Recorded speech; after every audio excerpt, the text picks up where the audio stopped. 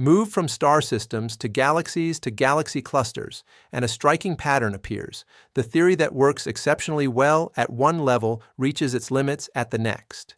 General relativity is extraordinarily accurate for star systems.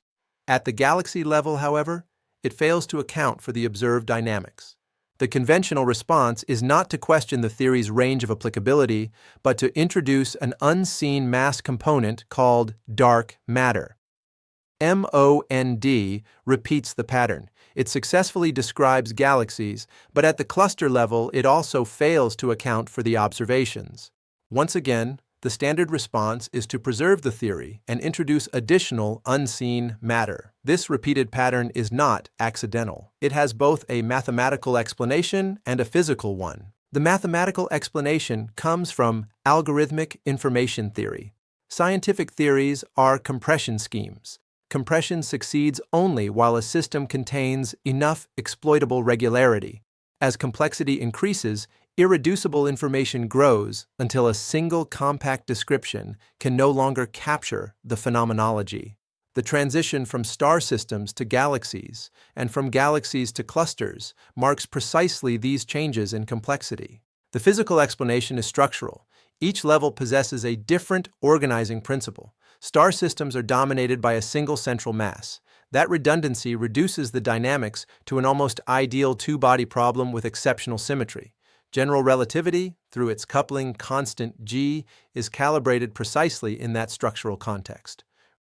Galaxies are fundamentally different. No single object dominates. Instead, billions of comparable stars organize into a rotating, self-gravitating disk.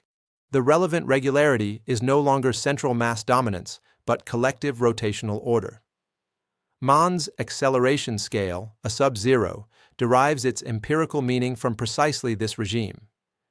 Galaxy clusters represent another transition. Ordered rotation largely disappears. The system becomes pressure-supported, with galaxies following approximately isotropic orbits. The governing regularity is now statistical, the virial equilibrium of an ensemble, rather than the coherent dynamics of a rotating disk.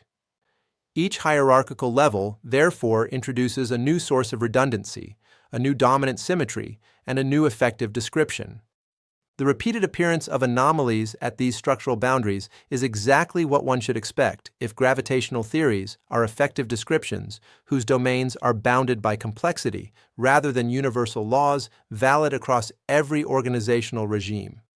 Wigner's unreasonable effectiveness of mathematics remains intact. What changes is not the effectiveness of mathematics, but the assumption that one mathematical compression should remain effective across every level of hierarchical organization.